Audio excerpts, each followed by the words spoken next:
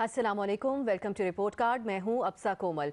JUIF के सरबराह मौलाना फजल रहमान ने हुकूमत को तंबीह करते हुए कहा था कि विफाकी हुकूमत अगस्त में इस्तीफ़ा दे तो मार्च से बच जाएगी। अगर अगस्त में इस्तीफ़ा ना दिया तो अक्टूबर में इस्लामाबाद की तरफ मार्च करेंगे। पूरा मुल्क इस्लामाबाद की तरफ मार्च करेगा और ये आज़ादी मार्च होगा। कल हमने इस मामले पर गुफ्तगू भी की थी अपने पैनल से और अपने तजियाकारों से जाना था कि कितना हुकूमत को संजीदा लेना चाहिए मौलाना फजल रहमान के इस ऐलान को। ज़्यादातर तजियाकारों ने हाँ का ऑप्शन लिया था, मुख्तलिफ वजूहात बताई थी। तहम अब विफाकी वजीर फवाद चौधरी ने मौलाना फजल रहमान पर तनकीद करते हुए कहा कि मौलाना फजल रहमान मजहबी कार्ड इस्तेमाल ना करें। उनका मजीद कहना था कि तहरीक लब्बैक पाकिस्तान को मजहबी सियासत की इजाज़त नहीं तो मौलाना फजल रहमान को कैसे दे दें। जबकि दूसरी जानिब तहरीक इंसाफ के रहनुमा नदीम अफजल चंद ने कहा है कि एहतजाज करना अपोजिशन का हक है। मौलाना फजल रहमान पुरअमन एहतजाज कर सकते हैं। एक ही मामले में हुकूमती रहनुमाओं की राय यकसर मुख्तलिफ है। सवाल ये पैदा होता है कि किस रहनुमा की राय को हुकूमती हिमायत हासिल है। इस मामले पर हमारा सवाल कुछ यूँ है, इस्लामाबाद में एहतजाज की इजाज़त लब्बैक को नहीं तो मौलाना को कैसे दे दें। फवाद चौधरी, एहतजाज हक है, मौलाना पुरअमन एहतजाज कर सकते हैं। नदीम चंद, किसकी हुकूमती पॉलिसी दुरुस्त है आपके ख्याल में? दो ऑप्शंस हैं, फवाद चौधरी या फिर नदीम चंद। सबसे पहले हसन निसार साहब की तरफ जाएंगे। हसन साहब, किसके पॉलिसी को हुकूमती पॉलिसी समझा जाए या फिर हतमी समझा जाए? किसी को भी कुछ ना समझा जाए, जब आएगा तब देखा जाएगा। अभी तो बड़ा टाइम है इसमें, तो अभी तो वो अल्ट्रासाउंड भी नहीं हो सकता। जब टाइम आएगा देखेंगे। और दूसरी बात यह है, जो कॉन्ट्रडिक्शन आपको नज़र आ रही है मुझे नज़र नहीं आ रही। उसूलन दोनों बात तो एक ही कर रहे हैं, एहतजाज का हक तो है, लेकिन मज़हब का अगर आप मनफी और शैतानी इस्तेमाल करोगे, जो कि इन लोगों का वतीरा है बुनियादी तौर पे, जो बच्चों को ढाल बना लेते हैं, जो बच्चों को एक कमोडिटी की तरह ट्रीट करते हैं, तो वो इनकी तो रिवायत है। ये बुनियादी तौर पे मुलायत का जब से आगाज हुआ है, ये मलूकियत की पैदावार है और मलूकियत की कोई पैदावार जायज़ हो सकती ही नहीं तारीखी तौर पे। अगर किसी को थोड़ी बहुत भी शुद्ध बोध हो इस्लाम की तारीख की, तो मुलायत शुरू बाकायदा उस वक्त हुई है जब मलूकियत का आगाज हुआ है। मुझे आपको इख्तलाफ नजर आ रहा होगा दोनों में, मुझे तो दोनों की बात एक जैसी लग रही है। एहतजाज का है हक, लेकिन अगर आप मज़हब फरोशी करेंगे, एक्सप्लॉयटेशन करेंगे, तो वो जाहिर है उसका तो नहीं दिया जा सकता किसी। सही, दोनों का आपके ख्याल में मौक़िफ़ एक जैसा ही है, दुरुस्त है। बाबर सत्तार साहब, आपके ख्याल में एक तो जो फवाद चौधरी साहब, अंदाज मुख्तलिफ है। ठीक है, अंदाज मुख्तलिफ है। बाबर साहब, फवाद चौधरी साहब जो कंपैरिजन कर रही हैं मौलाना का तहरीक लब्बैक के साथ, उसको आप कैसे देख रहे हैं और किसका मौक़िफ़ आपके ख्याल में दुरुस्त है? मेरा भी यही कि दोनों का मौक़िफ़ दुरुस्त है, लेकिन मेरा देखने का अंदाज़ थोड़ा सा मुख्तलिफ है। एक तो ये कि चंद साहब तो एक असूली बात कर रहे हैं, आइनी बात कर रहे हैं कि एक जमहूरियत में आपका राइट टू प्रोटेस्ट होता है और ठीक है, उसमें क्या गलती निकालेंगे आप। लेकिन फवाद चौधरी साहब भी ठीक बात कर रहे हैं और वो एक हकीकत पसंदाना बात कर रहे हैं। तो बेसिकली जो फवाद कह रहे हैं वो ये कह रहे हैं कि जिसकी लाठी उसकी भैंस। सही, दोनों का ही ऑप्शन आप ले रहे हैं। न्याय साहब, आप क्या समझते हैं? पहले तो अब साहब मैं बिल्कुल ही हसन साहब के और बाबर साहब की बात की हाँ में हाँ मिलाऊंगा, क्योंकि मैंने फवाद चौधरी साहब की प्रेस कॉन्फ्रेंस सुनी है। उन्होंने कैटेगोरिकली कहा कि एहतजाज का हक उनको है और मिलना चाहिए। यही बात चंद साहब ने कही है। और मेरे ख्याल में जो तहरीक इंसाफ में जो दो सलीके के आदमी हैं बात करते हुए मीडिया से, उस यही यहाँ पे ख़त्म हो जाते हैं। तो मैं ये वैसे ही मानने को जी करता है कि दोनों एक दूसरे मुख्तलिफ बात नहीं करेंगे। चौधरी साहब जो हमेशा थोड़ी सी उनका ये है कि ओवर स्टेच होता है और एक पख डाल देते हैं। उनका ख्वाहिश है कि मौलाना फजल रहमान मजहबी कार्ड इस्तेमाल ना करें। मेरी भी ख्वाहिश यही है, लेकिन ये तब हम इस ख्वाहिश का इजहार करते जब हमारा जो माजी करीब जो है वो हमारे सामने इस तरीके से हमारे साथ चिस्पा ना होता। वो अभी की बात है। बाबर साहब ने मामूली सा जिक्र किया। तहरीक इंसाफ ने 2018 का जो इलेक्शन लड़ा और फिर NA 120 में नवाज शरीफ साहब की खाली नशिस्त से कलसूम नवाज साहबा ने जब मरहुमा ने इलेक्शन लड़ा, तो ये वो बिल बोर्ड आपको भूल गए हैं, लब्बैक पार्टी भूल गई है। यास्मीन राशिद साहब के बिल बोर्ड्स पे और तहरीक इंसाफ के 2018 के बिल बोर्ड्स पे वो नारे भूल गए हैं, जिसके ऊपर हर एक के ऊपर इस चीज़ को इस्तेमाल किया गया। जिस तरीके से नवाज शरीफ साहब को जूता पड़ा, ख्वाजा आसिफ के मुंह में काली स्याही फेंकी गई, ऐसा इकबाल बेचारा जान से हाथ धोते हुए बच्चा कि बाजू की गोली जो है वो दिल के अंदर भी प्रवेश हो सकती है। तो ये सारी चीज़ें हमने देखी। देखें, when you live by the sword you die by the sword. ये मौलाना फजल रहमान ना भी निकाले, बीबी इलेक्शन आपने लड़वाया या नहीं लड़वाया, 25 लाख वोट्स उन्होंने लिए या नहीं लिए, और ये थोड़े वोट्स नहीं है 25 लाख, ये लेके अब बिल्ली जो है थैले से बाहर है। मौलाना फजल रहमान को जरूर फायदा उठाना चाहिए। मैं तो इतना असूली सियासतदान नहीं हूं, अगर मैं सियासत में होता मैं भी उठाता, क्यों ना उठाऊं। जब आप, मेरा छोटा भाई एमपी है और उसके घर में लब्बैक वाले आ जाते हैं जो उसके बड़े अच्छे वोटर सपोर्टर हैं, वो कहते हैं नून लीग का टिकट वापस करो, कि नून लीग का टिकट वापस करो, कि ये ब्लास्फेमिया से टिकट लेना नून लीग का 2018 में। क्या क्या हथकंडा में इस्तेमाल नहीं किया? क्या हम समझते थे कि इसके बाद ये चीजें बिल्कुल बैक टू नॉर्मल हो जाएंगी? वही तरीका अपनाया जाए आप तो कोई हर्ज नहीं है ये चीजें जंग की तरह शुरू कर सकते हैं, आप इसको खत्म नहीं कर सकते। मैं तो कहता हूं जी मौलाना फजल रहमान साहब को बिल्कुल मजहबी कार्ड इस्तेमाल करना चाहिए, क्योंकि जंग के अंदर हर चीज जायज होती है। ये बात मैंने पढ़ रखी है और मैं इसका सख्त बिलीवर हूं कि जब आप जंग लड़ रहे हैं और हालत जंग में है तो अब ये जायज है। हालांकि मेरे यकीन है रसूल के खिलाफ है, मैं बड़े भारी दिल के से ये बात के कह रहा हूं, मैं अपने रसूल को रोंद के ये बात कह रहा हूं कि ये बिल्कुल करें, और जो इसके अलावा भी हथकंडा आता है वो भी इस्तेमाल करें, क्योंकि आपके पास ऐसी चीजों के ऊपर उसूली मौकिफ नहीं होना चाहिए। एक चीज असूली छोड़े, असूली आप असूल में बिचारे, असूल आपका सारा मौलाना फजल रहमान पे आ गया बेचारे। क्या इत्तेफाक करेंगे आप या नहीं? नहीं जी, मैं बिल्कुल न्याजी साहब की बात से इत्तेफाक नहीं करूंगा, क्योंकि ये 77 की तहरीक का हिस्सा थे और उसके नतीजे में फिर मार्शल लॉ लगा था और उस वक्त मजहबी कार्ड ही इस्तेमाल हुआ था, और जिसकी वजह से मार्शल लॉ इस मुल्क में लगाया गया। इस मुल्क में तो जंग में हर चीज़, जंग में और जमहूरियत की जद्दोजहद में दो मुख्तलिफ चीज़ें हैं। अगर आप जंग लड़ रहे हैं और इस वजह से लड़ रहे हैं कि कुछ भी हो जाए, उसके नताइज कुछ भी हों, तो ये मेरा ख्याल है ये बड़ी गलत जंग है।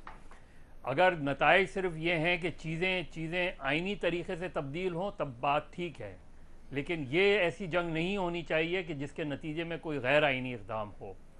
दूसरी बात ये कि फवाद चौधरी गलत कह रहे हैं, नदीम अफजल चंद ने बिल्कुल प्योर बात की है। फवाद चौधरी की अगर यही ओपिनियन 2017 में फैज़ाबाद धरने के वक्त होती, 2018 में इलेक्शंस के वक्त होती, तो आज मैं उनकी बात को दुरुस्त मान रहा होता। लेकिन जब वो तहरीक लब्बैक की बात करते हैं, तो तहरीक लब्बैक को के साथ रवैया 2017 में क्या था, 2018 के इलेक्शन में क्या था, और फिर 2019 में उनके साथ जो हुआ, वो जाके तहरीक लब्बैक वालों से पूछें कि उनको किस तरीके से रिडिक्यूल करके साइडलाइन किया गया, खामोश कर दिया गया। तो जहां कॉन्ट्रडिक्शंस होती हैं, जहां मजहबी कार्ड इस्तेमाल करना होता है, जब मजहबी कार्ड इस्तेमाल कर रहा वो होते हैं, तो उस वक्त फवाद चौधरी साहब खामोश रहते हैं।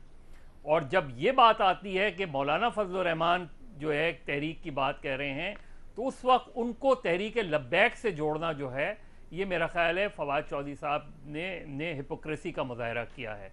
वही पोजीशन अगर वो आज से 1 साल पहले या 2 साल पहले लेते तो दुरुस्त पोजीशन होती, और आज वो जब ये बात कर रहे होते तो बिल्कुल दुरुस्त पोजीशन होती।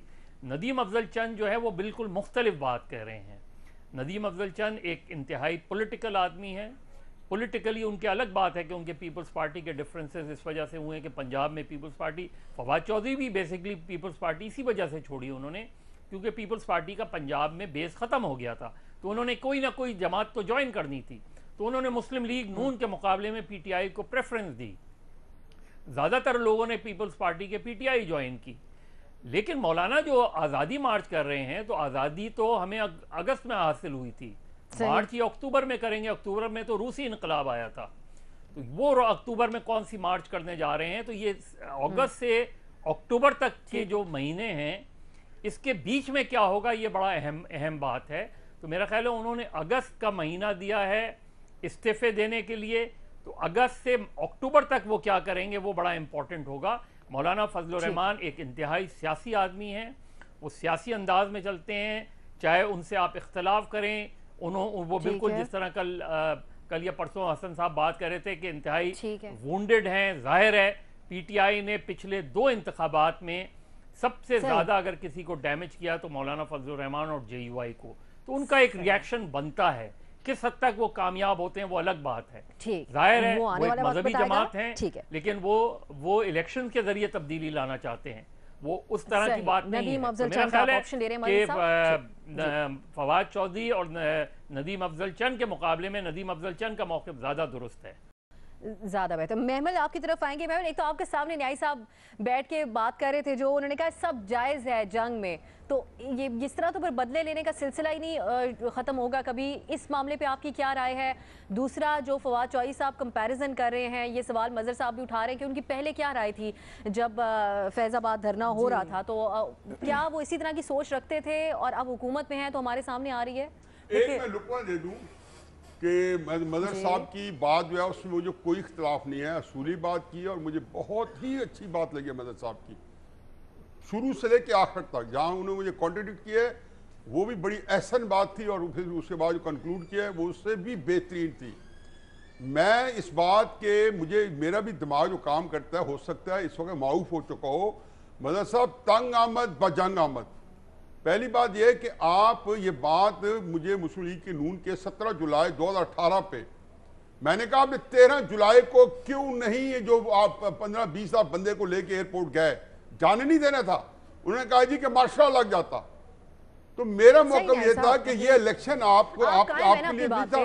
तो इससे बात होती कि आपके हालात क्या, तंग आमद बजंग आमद। मैं तो इसलिए कह रहा हूं उस पर राय में कहा है। अच्छा, अब सर मैं बताती हूँ। महमल का पॉइंट ऑफ व्यू जी, मैं बाबर साहब और हसन साहब दोनों से एग्री करती हूँ कि फवाद चौधरी साहब भी अपनी जगह पे ठीक है और नदीम अफजल चंद साहब भी अपनी जगह पे ठीक है। अब उसकी मैं आपको देखिए, जो राइट टू प्रोटेस्ट है वो तो हमारे फंडामेंटल राइट्स में से, आप किसी को रोक नहीं सकते एहतजाज करने से। जहाँ पर अगर आप किसी पे कदगन लगाते हैं तो उसके मैं सख्त खिलाफ हूँ, कोई भी चीज़ बैन नहीं होनी चाहिए। लेकिन दूसरी तरफ हमारे ही कॉन्स्टिट्यूशन के अंदर इश्ताल अंगेजी और हेट स्पीच, इस पर भी पाबंदी है। तो फवाद बिल्कुल ठीक बात करें कि मजहबी कार्ड जो है अगर वो इस्तेमाल करेंगे तो फिर वो ना करें ये चीज़। तो मेरे ख्याल में इसका ये हल होना चाहिए कि गवर्नमेंट जो है वो फजल रहमान साहब से एक रिटन एग्रीमेंट उनसे गारंटी साइन कराए कि वो कोई मजहब के ऊपर इस तरह की इश्तियाल अंगेजी वाली या हेट स्पीच वाली बात नहीं करेंगे। क्योंकि देखिए, वो बेशक TLP करे, वो बेशक फजल रहमान करे, वो बेशक नून लीग करे, वो बेशक PTI करे, सब के सब गलत है। वो बेशक पीपल्स पार्टी भी अगर करे, जो भी करे वो गलत है, वो नहीं होना चाहिए। फिर आप अगर फवाद की पूरी कैंपेन उठा के देख ले, जेलम में Fawad was the only one in PTI जिसने रिलीजियस कार्ड का इस्तेमाल किया ही नहीं। हालांकि उधर खान साहब ने की, लेकिन फवाद चौधरी ने नहीं की। फिर दूसरी और मैं बिल्कुल न्याजी साहब के इस बात से एग्री नहीं करती। मजहब का कार्ड बहुत डेंजरस है। मैं मरूं, कोई और मरे, किसी और पे अटैक हो, देखिए ये हमारे सामने होता रहा है कि मजहबी कार्ड की वजह से किस किस पे अटैक्स हुए हैं, यहाँ पे शहादतें हुई हैं। ये मत करें, ये किसी तरह भी जायज नहीं है। I am sorry. इस मामले पर आप एक पेश पे आने की जरूरत है सबको। नो मिस्टेक, मजहबी कार्ड अनलीश हुआ है। मैं ये कह रहा हूं, बंद करें ना, उसे खत्म करें। ये हमारी ख्वाहिश है, मेरी भी ख्वाहिश है। ये अनलीश हुआ है और ये बिल्ली जो बैग से बाहर आई है उसके अपने डायनामिक्स है। ये तो हमारी भी ख्वाहिश है। मैं भी नहीं कहता चली है, ब्रेक की तरफ जाएंगे, ठीक है। हम माहौल क्रिएट मामले आ गए, लेकिन बहरहाल हम महमल के पॉइंट्स पे इस सेगमेंट को क्लोज करेंगे कि मजहब का सियासत में इस्तेमाल हरगिज नहीं होना चाहिए। पहले जो भी होता रहा, अब उसूली डिसीजन सबका होना चाहिए कि इस मामले पर बात ना की जाए या इसको इस्तेमाल ना किया जाए। एक और अहम मामले, उस पर हम गुफ्तगू करेंगे एक ब्रेक के बाद। Chairman peoples party Bilawal Bhutto Zardari ने कहा है कि अदालतों का सामना करना पीपल्स पार्टी के लिए नई बात नहीं है। उन्होंने कहा कि हमने अयूब खान, जिया और मुशर्रफ का मुकाबला किया। PTI हुकूमत को आवाम के सामने बेनकाब करेंगे। Chairman peoples party Bilawal Bhutto Zardari का मजीद ये भी कहना था कि आसिफ जरदारी नैब मुकदमात में जमानत नहीं लेंगे। अपोजिशन की क़यादत को इस वक्त नैब मुकदमात और हिरासत का सामना है। इसी मद में मुस्लिम लीग नून के रहनुमा और साबिक वज़ीर आज़म शाहिद खाकान अब्बासी भी जमानत लेने से इनकार कर चुके हैं। ऐसे में पीपल्स पार्टी के चेयरमैन बिलावल भुट्टो भी आसिफ जरदारी के मामले में जमानत से इनकारी नजर आते हैं। क्या हिज़्ब इख्तिलाफ का ये रद्द अमल दुरुस्त है? इस मामले पर हमारा यूँ है, जरदारी नैब मुकदमात में जमानत नहीं लेंगे। बिलावल भुट्टो, शाहिद खाकान अब्बासी भी जमानत देने से इनकार कर चुके हैं। क्या अपोजिशन रहनुमाओं के इन रवैयों से अपोजिशन को फ़ायदा होगा, हाँ या नहीं? सबसे पहले हम मज़हर अब्बास साहब की तरफ जाएंगे। मज़हर साहब, आपके ख्याल में क्या वजह है जो ये अपोजिशन के रहनुमा ज़मानत नहीं लेना चाहते? देखिए, या तो अपोजिशन के सारे लोग इस पोजीशन को लें, लेकिन अगर कुछ लोग ज़मानत करा रहे हैं, कुछ लोग नहीं करा रहे। ज़मानत बहरहाल एक लीगल तरीक़ा होता है, उसमें कोई ऐसी बात नहीं है। ये अलग बात है कि शाहिद खाकान अब्बासी गिरफ्तारी से पहले भी ये पोजीशन लिए हुए थे और जरदारी साहब ने भी ये फ़ैसला किया है, तो मेरा ख्याल है उनका पॉलिटिकल डिसीजन तो है ये, और सियासी तौर पे हो सकता है अपोजिशन को फ़ायदा हो, लेकिन असल फ़ायदा नुकसान असल चीज़ क्या है कि इन मुकदमात से आप बरी हों। अगर इन मुकदमात में आपको सज़ा हो जाती है तो इसका कोई फ़ायदा नहीं होगा। अगर इन मुकदमात से आप बरी हो जाते हैं तो आपको ना सिर्फ सियासी फ़ायदा होगा, बल्कि आप एक अपने आप को उस पीटीआई को बहुत शदीद नुकसान होगा, पीटीआई की पूरी कैंपेन को नुकसान होगा। तो असल चीज़ बेल नहीं है, असल चीज़ ये कि इस मुकदमे में आप बरी हों, और ये देखना है कि इस प्रोसेस में आप कामयाब होते हैं या नहीं होते हैं। वक्ती तौर पे एक पोजीशन आपने ली है, शाहिद खाकान ने भी ली है कि जी बेल नहीं कराएंगे, हम कॉन्टेस्ट करेंगे, और गालबन इसका मकसद मुझे ये नज़र आता है कि वो ज़ाती तौर पे ये समझते हैं कि ये मुकदमात झूठे हैं, लिहाजा इन मुकदमात में बेल लेने का कोई फ़ायदा नहीं, किसी दूसरे मुकदमे में गिरफ़्तार कर लिया जाएगा। इस तरह माजी में होता रहा है कि एक मुकदमे से बरी होते थे, दूसरे मुकदमे में गिरफ्तारी हो जाती थी। हत्ता कि एक केस में तो ये हुआ था कि बाकायदा एक जज ने ये कहा कि आइंदा 1 साल तक इस शख्स को किसी दूसरे मुकदमे में गिरफ्तार नहीं करना, क्योंकि इतना जज भी इतना तंग आ गया था कि एक मुकदमे में बरी होते थे, बेल होती थी, दूसरे मुकदमे में गिरफ्तार होते थे। तो एक सियासी फैसला है दोनों का, और मेरा ख्याल है बड़ा सियासी फैसला है। इससे उनकी अपनी जमात को भी और अपोजिशन को फ़ायदा ज़रूर होगा, लेकिन अवामी सतह पे आपको सबसे ज़्यादा फ़ायदा उस सूरत में होगा जब आप इस मुकदमे से बाइज्जत बरी होते हैं। सही, हाँ, को ऑप्शन आप ले रहे हैं। हसन निसार साहब, आप क्या समझते हैं? देखें, पहली बात तो यह है जो मदर साहब ने कहा उसमें बड़ा वजन है, वो अपनी जगह दुरुस्त है, लेकिन इसमें कहते हैं ना, गमे दुनिया में गमे यार भी शामिल कर लो। तो इसमें मैं एक बात ऐड करना चाहूँगा, वो ये है कि ज़मानत लेने से इनकार एक स्ट्रेटजी है, जैसे आप सलीस ज़बान में साजिश भी कह सकते हैं, चूँकि इन लोगों के पल्ले कुछ नहीं है। ये मेरी ज़ाती इंफॉर्मेशन है, गलत हो सकती है, मुझे नहीं पता, इनके पल्ले कख नहीं रह गया अब, ठीक है। दूसरा, जहाँ तक आपका सवाल है कि फ़ायदा होगा अपोजिशन को नहीं होगा, तो देखें बीबी, मेरी वो उम्र गुजर गई है अब फ़ायदे और नुकसान वाली। अब वो इतनी देर हो गई ये सारा कुछ देखते हुए कि अब सिर्फ ताल्लुक एक बात से जुड़ता है, महसूस होता है कि यार कोई ऐसी बात होगी जिसमें अवाम को फ़ायदा हो। ये जो पॉलिटिकल पार्टीज़ हैं, इनमें से किसका बेड़ा गर्क होता है, किसका बेड़ा टूटता है, किसका टाइटैनिक डूबता है, आई एम नॉट इंटरेस्टेड। कोई ऐसी सूरत दिखाई दे रही है किसी को दूर दूर तक कि अवाम को फ़ायदा हो? वो अगर नहीं है तो बकवास है, बेकार है। मुझे सवाल से दिलचस्पी नहीं है, किसी का हो जाए क्या फ़र्क पड़ता है। ठीक, मेरा आपका होता है कोई फ़ायदा इसमें? ठीक है। हाफिजुल्लाह न्याई साहब, आपके ख्याल में एहतसाब के अमल पे तो अपोजिशन पहले ही सवाल उठाती है, नहीं मानते वो इसको, तो अब क्या यही ऑप्शन एक रह गया अपोजिशन के पास कि बेल ना ली जाए? क्या सियासी तौर पर किस हद तक आपके ख्याल में फ़ायदा हो सकता है इसका या नहीं? देखिए जी, अब पता नहीं कहाँ से शुरू करें और क्या चीज़ जो है फिर नागवार ना गुजरे, और वो जो तराजू हमने रखा हुआ है असूलों का, उस पर पता नहीं पूरी उतरती है या नहीं उतरती। नैब जो है वो उनके जो चेयरमैन हैं, ये वज़ीर आज़म ने वहाँ पे बड़ी धुआंधार तकारीर की। उन्होंने कहा जी ये वो माफिया है जो जज की वीडियो निकालता है। ज़ाहिर है 2005 की बनी वीडियो जो है, ना नवाज शरीफ यहाँ पर थे और ना बेनज़ीर यहाँ पर थी, और कौन सा माफिया था जो वीडियो बना रहा था। इमरान खान साहब की हुकूमत है, वो भी तहकीक करा लें, और हिम्मत हो तो उसको तश तश बाम भी कर दें। दो चीज़ें हैं जो मैं हमेशा आपके प्रोग्राम में बार बार कहता हूँ, एक होती है बदनीति और एक होती है जहालत। मेजॉरिटी जो जहालत ही मार खा के बैठी है, और जिनको इल्म होता है वो बदनीति जो है वो उनकी इजाज़त नहीं देती वो खुल के बात करें। इस नैब की क्या साख होगी जिसने आज तक अपने बारे में अपने ऊपर उठने वाले सवालात के आज तक जवाब नहीं दिए, क्योंकि वो दर्फ और इतना समझते ही नहीं है, वो खातर में ही नहीं लाते। उनका ख्याल है कि जो कोलू जो है जिसके इर्द गिर्द बैल चला हुआ है और जिसके अंदर सारी चीजें जिस अपनी मर्जी का मवाद डाल के तेल निकाला जा रहा है वो चलता रहेगा। आंखों के ऊपर पट्टी चढ़ा लो। इस कौम को जितने अरसे तक तो कोई तूफान नहीं आता ना करे। मैं पहले भी कह चुका हूं कि इस नैब से बचना शरन हलाल है।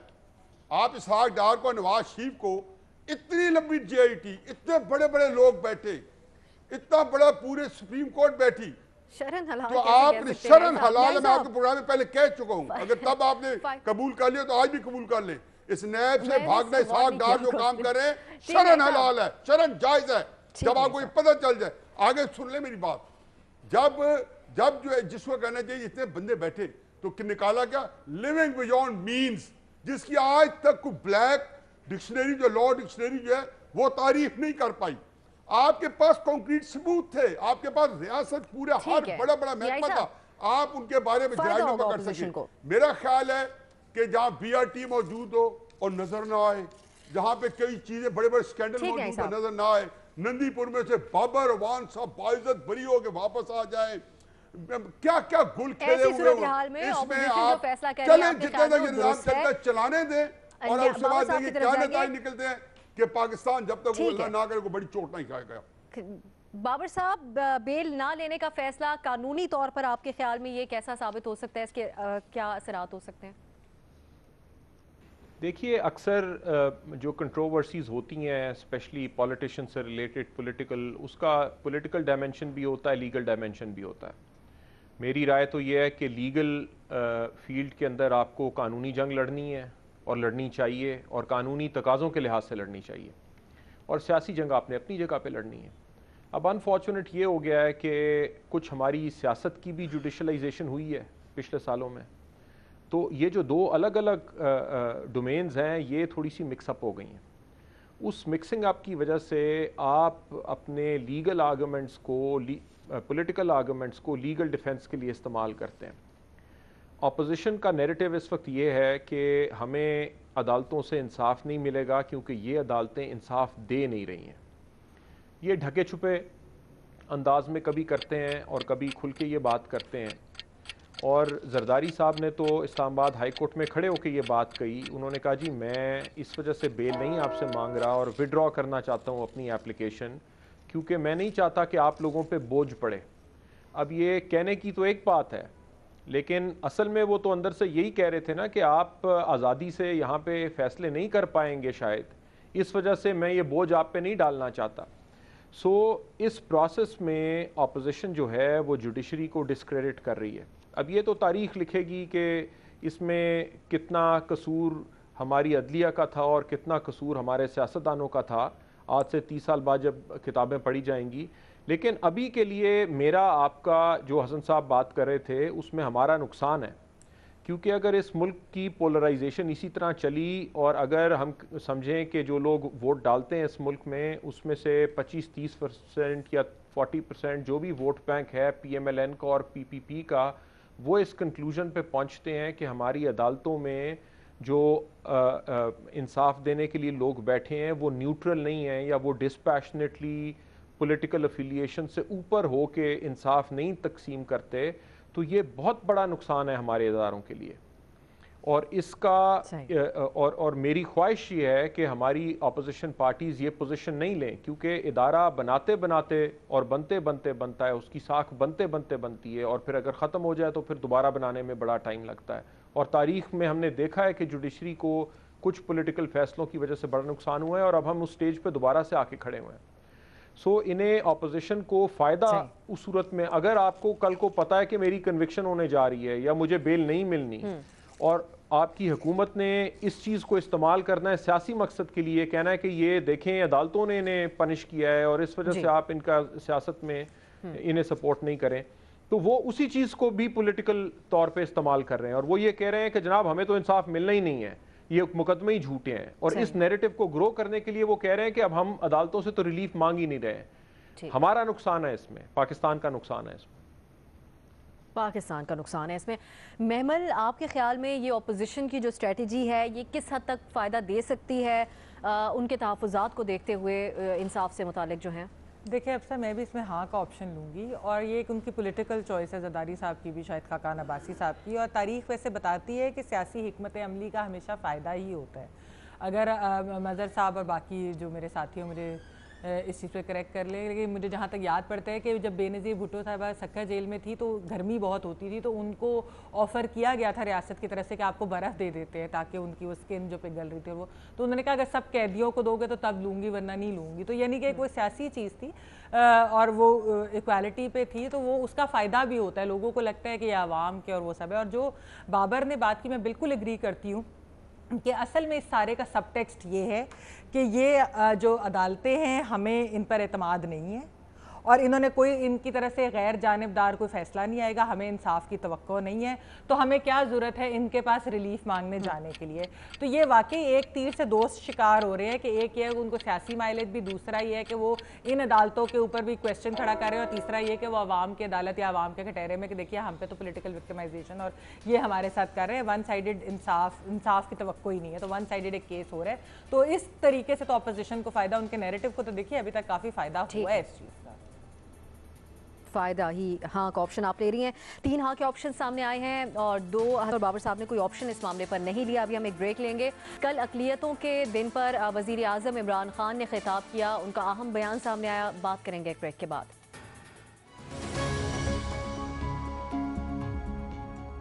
वज़ीर आज़म इमरान खान का ऐवान सदर इस्लामाबाद में अक़लियतों के हवाले से मुनक़िदा तकरीब से खिताब में कहना था कि इस्लाम में कानून से बालातर कोई नहीं है। जब कानून की बालादस्ती नहीं होती तो कमज़ोर के लिए एक कानून और ताकतवर के लिए दूसरा कानून होता है। उनका कहना था कि जो लोग ज़बरदस्ती लोगों को मुसलमान करते हैं ना वो इस्लाम जानते हैं और ना ही इस्लाम की तारीख़ जानते हैं। इस्लाम में कोई जबर नहीं है। हम कैसे लोगों को ज़बरदस्ती मुसलमान करने का मामला अपने हाथों में लेते हैं।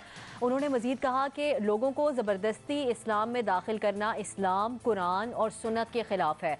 वज़ीर आज़म इमरान खान के इस खिताब को मद्देनज़र रखते हुए हमारा सवाल इस तरह से है, ज़बरदस्ती मजहब तब्दील करवाना इस कुरान और सुन्नत के ख़िलाफ़ है। वज़ीर आज़म, पाकिस्तान में ज़बरदस्ती मजहब की तब्दीली को कैसे रोका जा सकता है, ये हम आपसे जानना चाहेंगे। ओपन ऑप्शंस हैं।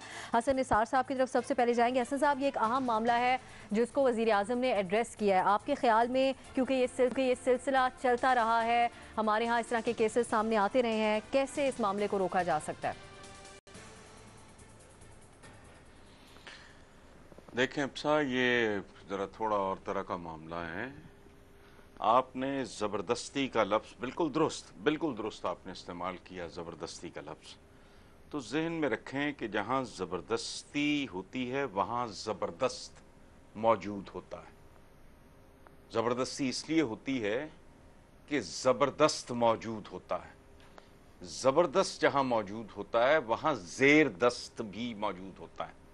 जैसे जुल्म के लिए जालिम और मजलूम दोनों का होना ज़रूरी है, इसलिए जहाँ ज़बरदस्त होगा वहाँ ज़ेर दस्त होगा। जहाँ ये दोनों होंगे वहाँ कानून नहीं होगा, और जहाँ कानून नहीं होगा, कानून की हुक्मरानी नहीं होगी, वहाँ किसी का बाप भी इस सूरत हाल को तब्दील नहीं कर सकता, एक्सप्लॉयटेशन को रोक नहीं सकता, जुल्म को रोक नहीं सकता। बाकी रह गए अफसाने। तो मैं आजकल फिर एक दफ़ा को 25-30 साल बाद मैं चेखोव को पढ़ रहा हूँ। एक ये भी अफसाना है जो आपने सुनाया। सही। हसन साहब, महमल की तरफ जाएंगे। महमल, आप क्या राय रखती हैं ओवरऑल इस मामले पर, और वज़ीर आज़म की तरफ से इस मामले पर इतनी खुल के गुफ्तगू करना ये कितना अहमियत का हामिल है? देखिए, बहुत अहमियत का हामिल है। बड़ी अच्छी बात है कि उन्होंने खुलकर इसके ऊपर बात की, और ये बात सही है कि देखिए फोर्स कन्वर्जन से कोई इस्लाम की खिदमत तो नहीं हो रही, क्योंकि वैसे भी हमारे तो दीन के अंदर है कि नीयत के ऊपर ही सब कुछ मबनी है। तो तो अगर नीयत ही नहीं है किसी की कन्वर्ट होने की और आप उनको बेशक किसी वो धमकी के तहत या किसी और चीज़ के तहत कर लेते हैं तो उससे इस्लाम की तो खिदमत नहीं हो रही।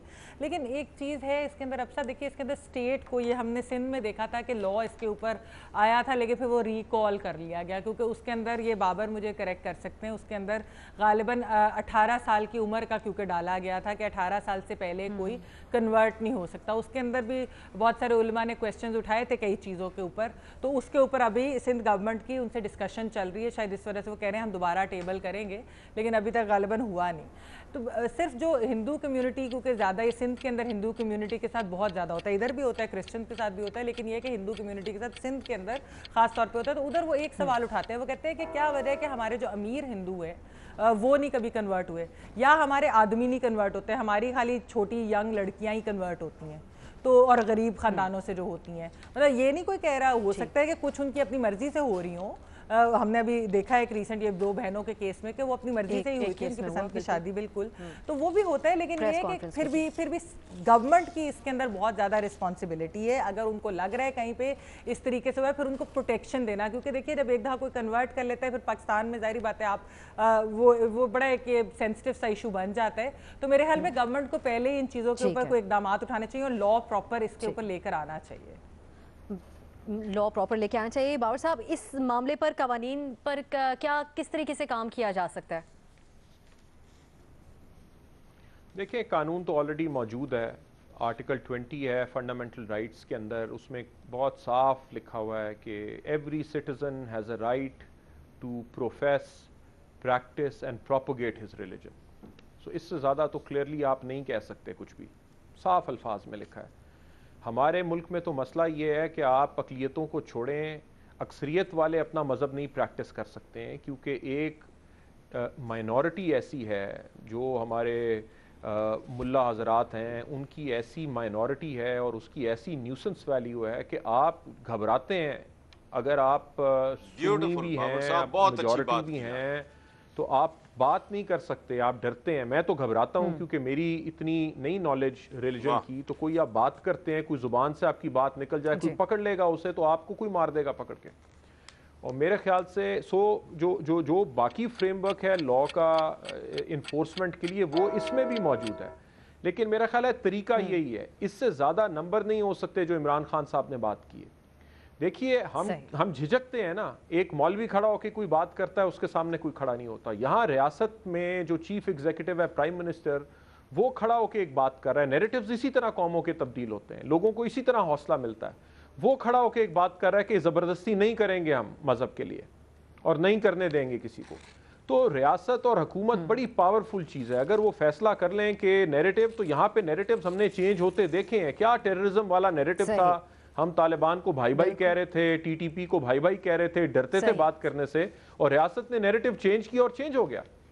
तो ये बहुत ज़बरदस्त बात की है इमरान खान साहब ने, और जितना इसे सराहा जाए कम है, और बस इसके ऊपर साबित कदम रहे, बिल्कुल नैरेटिव चेंज हो सकता है मेरे ख्याल। साबित कदम रहे इस मामले पर। मजहर साहब, बिल्कुल यही बात कि वज़ीर आज़म को इस मामले पर अपनी खास तवज्जो इसी तरह मरकूज रखनी चाहिए ताकि इसका कोई हल निकले, और कैसे रोका जा सकता है इस सिलसिले को? देखिए, वज़ीर आज़म ने बात तो बहुत अच्छी की है, लेकिन हमारी तारीख़ ये रही है कि हमारे जो रूलर्स हैं वो बहुत से अच्छे रूलर्स रहे हैं, बड़ी अच्छी बातें करते हैं, लेकिन चीज़ें होती बड़ी मुख्तलिफ हैं। तो हमारे यहाँ रियासत और हुकूमत के तज़ादात भी रहे हैं। रियासत की अपनी पॉलिसी रही है, हुकूमत की अपनी पॉलिसीज़ रहती हैं, बाज़ औक़ात कॉन्ट्रडिक्ट होती हैं। वज़ीर आज़म ने जो बात की है, इसको अमली शक्ल कैसे दी जाएगी, वो भी फिर वज़ीर आज़म की ज़िम्मेदारी है, क्योंकि हम तकरीरें बहुत अच्छी करते हैं, हम लफ्ज़ी बहुत अच्छी करते हैं, हम कानून की बात बहुत अच्छी करते हैं, हम ये ज़रूर कहते हैं कि कानून की हुक्मरानी होगी, लेकिन अमली तौर पे निचली सतह पे क्या होता है, और उसका ज़ाहिर है उसका नोटिस के सद तक लिया जाता है। आप कवानीन देख लें, आपके बेहतरीन कवानीन हैं, आप सारे कवानीन हर लिहाज से, चाहे वो माइनॉरिटीज़ के हवाले से हों या मेजॉरिटी के हवाले से हों या एक आम शहरी के हवाले से हों, आपका कौन सा कानून है जिस पे सही मानों में अमल हो, तो आप गिरफ्त में नहीं ले सकते दूसरे को। लेकिन क्या होता है अमली तौर पे, बड़ा मुख्तलिफ होता है। अमली तौर पे ये नहीं कहा जाता कि कोई चीज़ ज़बरदस्ती की गई है, अमली तौर पे ये नहीं कहा जाता कि जी जो ये बात हुई है ये इस तरीके से हुई है। तो हमारे सही यहाँ मज़हर साहब। वज़ीर आज़म जब ये बात कह रहे हैं तो बड़ी ठोस बात है, और उस ठीक पे है। अमल दरामद के हद तक होता है, ये हमें देखना है। और इसमें ये ज़रूर ज़ाहिर है, देखना होगा। सिर्फ ठीक है। इस वजह से नहीं, सिर्फ बयान की हद तक नहीं होना चाहिए। मर साहब कह रहे हैं। न्याजी साहब, आपकी न्याय साहब क्या तजवीज़ होगी इस मामले पर, कैसे देखा जाए इस मामले को? देखिए, मेरा ख्याल है कि मैं तो सिर्फ आपके सवाल तक रहूँगा, उसको जनरलाइज नहीं करूँगा, क्योंकि हमने देखा है कि हम बहुत इसको जनरलाइज कर रहे हैं। वो भी ठीक है, उसके अंदर भी बहुत सारी चीज़ें हैं जो डिबेटेबल हैं और उसके अंदर बहस हो सकती है, ओपिनियन भी फ़र्क हो सकता है, फिर उसकी इंटरप्रटेशन भी फ़र्क हो सकती है। मैं तो इमरान खान की तकरीर से बहुत खुश हुआ हूँ, पहली बात है। दूसरी बात यह है कि उन्होंने 11 अगस्त की जो क़यादत की तकरीर है उसको पहली दफ़ा उसको उसके सही पैराओं में देखा, वरना उसको तो हम क़यादत को सेकुलर साबित करने के लिए उनकी सारी तकरीरों से सिर्फ नज़र रख के और उनको हम हमेशा एक ख़ास एंगल पहनाते थे। उसने पहली दफ़ा कहा कि क़यादत ने कोई ऐसी बात नहीं की जो कि रसूल सल्लल्लाहु अलैहि वसल्लम ने खुद जिनके बारे में रहनुमा असूल सेट नहीं किए थे और वो सेट हमारे किए गए थे। मैं एक बात ज़रूर ऐड करूँगा कि मैं मियाँ वाली एक ट्राइबल सोसाइटी में रहा हूँ, 66 साल उम्र हो गई है, क्योंकि हमारे अंदर कैथोलिक चर्च भी था और प्रोटेस्टेंट भी था। नॉट ए सिंगल इंसिडेंट ये कभी किसी ने किसी को ज़बरदस्ती बनाया हो। यहाँ पे यह है कि इमरान खान ने जमामा से शादी की, अगर जमामा ने इस्लाम कबूल किया अपनी मर्जी से। क्रिस्टीना बेकर ने फ्रॉम MTV टू मक्का लिखा कि मेरी इमरान खान से जब अंडरस्टैंडिंग हो गई तो इमरान ने बताया कि तुम्हें इस्लाम कबूल करना होगा, तो मैं इस्लाम पढ़ा, इस्लाम कबूल कर लिया। अब इस तरीके से ये बात जब होती है कि छोटे कई कम उम्र लड़कियों की होती है, पीछे तो जो केस हुआ जिसमें बहुत ले दे हुई और सारी चीज़ें आज तक स्कैंडलाइज हुई है, उसके अंदर तो इस्लामाबाद के हाई कोर्ट की रूलिंग है कि वो लड़कियाँ जो थी अपनी, उन्होंने कहा कि अपनी मर्जी से आई, उनकी एज भी पूरी थी। केसेस होते हैं, एक्सेप्शन होते हैं, लेकिन मुझे अफसोस जो होता है कि हम उसको जनरलाइज करके ये तासुर देते हैं कि जैसा कोई इंडिया में हो रहा है वैसे सोसाइटी में है। बाबर साहब की बात से मैं बिल्कुल मुतफिक हूँ कि जो वो बात कर रहे हैं उस पर राय में हमारे यहाँ बहुत परेशानी है, लेकिन जो बात आप कर रही हैं मैं उससे बिल्कुल मुतफिक नहीं हूँ कि कुछ इस जगहों पे हसन साहब ने कहा है कि जहाँ ज़बरदस्त होंगे वहाँ जेर दस्त को जो है वो दबा देंगे, लेकिन ये शादी हुई है लड़कियां लड़की कम उम्री में कई दफा नादानी कर बैठते हैं और ये एक तरीकेकार है मुसलमानों का। इमरान खान की मिसाल दी है, हर बंदा दूसरे को मुसलमान करता है और उसको मामलात इस तरह के रिपोर्ट जरूर हुए थे जबरदस्ती। ठीक है साहब, बिल्कुल आप मौक़िफ़ इस मामले पे सामने आ गए। हमारे तमाम तजियाकारों की राय आपने जानी, इजाजत दीजिए, खुदा हाफिज। मुझे तो आप जानते ही होंगे, मेरा नाम है मिस्टर जीम। अरे अभी तक आपने मेरा चैनल सब्सक्राइब नहीं किया? अरे भाई फौरन सब्सक्राइब बटन पे क्लिक करके मेरा चैनल सब्सक्राइब करें और हाँ, बेल आइकन पर लाजमी क्लिक करें ताकि आपको मेरी आने वाली तमाम वीडियोस की अपडेट मिलती रहे।